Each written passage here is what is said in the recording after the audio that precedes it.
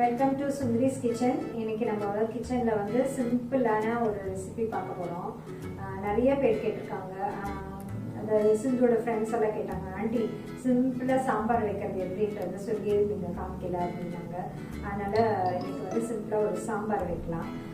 Bachelors மெயினாக இது வந்து நான் யாருக்கு கான்சன்ட்ரேட் பண்ணேன்னா, பேச்சுலர்ஸ் அந்த நியூலி வெட்டட் பசங்க யாராவது இருந்தாங்கன்னா அவங்களுக்கு இந்த சாம்பார் வந்து ரொம்ப யூஸ்ஃபுல்லாக இருக்கும். இப்போ நம்ம சாம்பார் எப்படி பண்ணுறதுன்றத பார்க்கலாம்.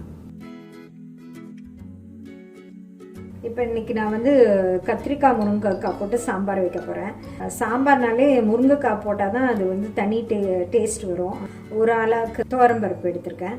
அதை வந்து கழுவிட்டு ஊற வச்சுருக்கேன். ஒரு 10 மினிட்ஸ் ஊற வச்சுக்கிட்டிங்கன்னா நல்லா காணும், இது சீக்கிரமாக வேகவும் செய்யும். இப்போ இதை நம்ம வேக வச்சிடலாம்.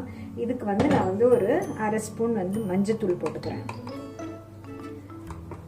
அப்புறம் பெருங்காயம், தூள் பெருங்காயம் இருந்தாலும் தூள் பெருங்காயம் போட்டுக்கலாம். நான் வந்து கட்டி பெருங்காயம் போடுறேன், ஏன்னா அது வந்து இன்னும் கொஞ்சம் டேஸ்ட்டு நல்லா இருக்கும்ன்றதுக்காக கட்டி பெருங்காயம் ஒரு சின்ன துண்டு அதை போட்டுக்கோங்க.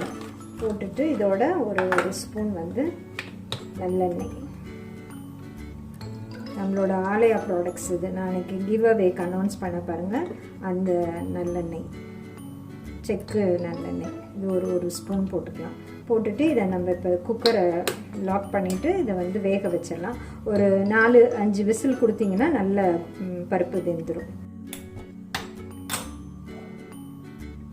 இது வந்து புளி கொஞ்சம் ஊற வச்சுருக்கேன். நீங்கள் வந்து புளி ஊற வைக்கும் போது கொஞ்சமாக உப்பு போட்டுட்டு அடுப்பில் வச்சிட்டிங்கனாக்கா, ஒரு கொதி விட்டிங்கனாக்கா நல்லா கரைச்சிக்க ஈஸியாக இருக்கும்.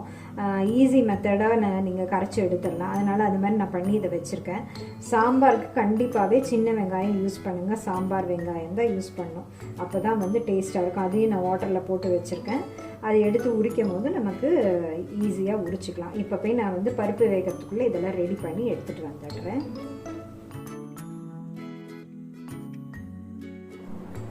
இப்போ நம்மளோட பருப்பு நல்லா வெந்துருச்சு. குக்கர் நான் ஓப்பன் பண்ணி ரெடியாக கொஞ்சம் மசிச்சு வச்சுட்டேன். இப்போ நம்ம சாம்பாரை தாளிச்சிடலாம். கடலை எண்ணெய் வந்து ஒரு 3 ஸ்பூன் ஊற்றிக்கோங்க. ரொம்ப வேண்டாம் இதுக்கு ஆயில். 3 ஸ்பூன் ஊற்றிருக்கேன். 1 ஸ்பூன் கடுகு. இப்போ கடுகு பொரிஞ்சிருச்சு. இதில் நான் வந்து ஒரு அரை ஸ்பூன் வந்து வெந்தயம் போட்டுக்கிறேன். 3 காஞ்ச மிளகாய், சின்ன வெங்காயம் ஒரு 15 போல் எடுத்து உரித்து கட் பண்ணி வச்சுருக்கேன். ஒரு கொத்து கருவேப்பிலை, ஒரே ஒரு நாட்டு தக்காளி. இப்போ இதை வந்து சேர்த்து நம்ம வதக்க போகிறோம். ஒன்றாவே போட்டுடலாம்.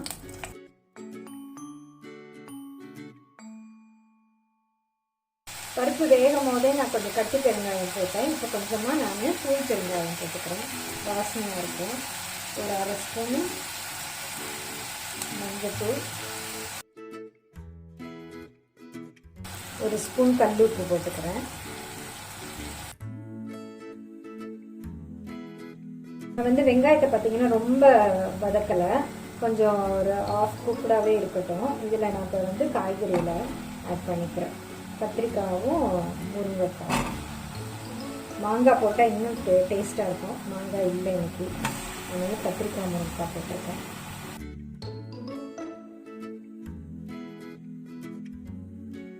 இப்போ 2 ஸ்பூன் வந்து மிளகாய் தனியா கலந்தது அதை ஆட் பண்ணிக்கிறேன்.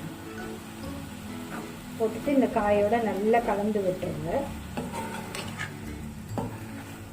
இப்போ இந்த மசாலாலாம் நல்லா கலந்துருச்சு. இப்போ நான் வந்து கரைச்சி வச்சுருக்க புளி தண்ணி இதில் ஆட் பண்ணிக்கிறேன்.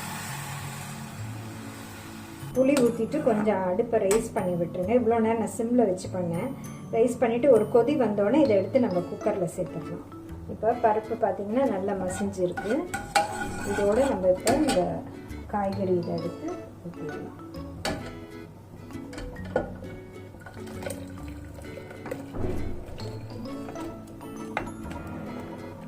இப்போ நம்ம பருப்பு, இந்த புளி, காய் எல்லாம் சேர்த்து நல்லா கலந்து விட்டுடலாம். கலந்து விட்டுட்டு நான் சாம்பார் பொடி நுணுக்கி வச்சுருக்கேன். இது வந்து அடுத்த தடவை நான் வந்து எப்படி இது சாம்பார் பொடியை அரைக்கணுன்றது இந்த வாரமே உங்களுக்கு வீடியோ அப்லோட் பண்ணுறேன். இதில் ஒரே ஒரு ஸ்பூன் ஆட் பண்ணிக்கிறேன், நல்ல மணமாக இருக்கும்.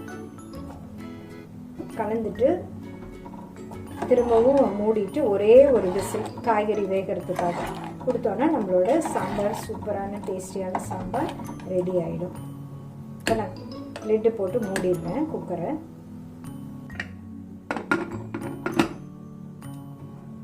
நம்மளோட ஸ்டீம் போயிடுச்சு. குக்கர் திறந்து பார்க்கலாம். காயெல்லாம் நல்லா வெந்திருக்கு. நம்மளோட சாம்பார் சூப்பராக ரெடி ஆகிடுச்சு. நம்மளோட மனமான ஒரு டேஸ்டான ஒரு சாம்பார் ரெடி ஆகிடுச்சு. இதே மாதிரி ட்ரை பண்ணி பாருங்கள். ட்ரை பண்ணி பார்த்துட்டு உங்களோட ஃபீட்பேக் அண்ட் கமெண்ட்ஸ் கொடுங்க. தேங்க்ஸ் ஃபார் வாட்சிங்.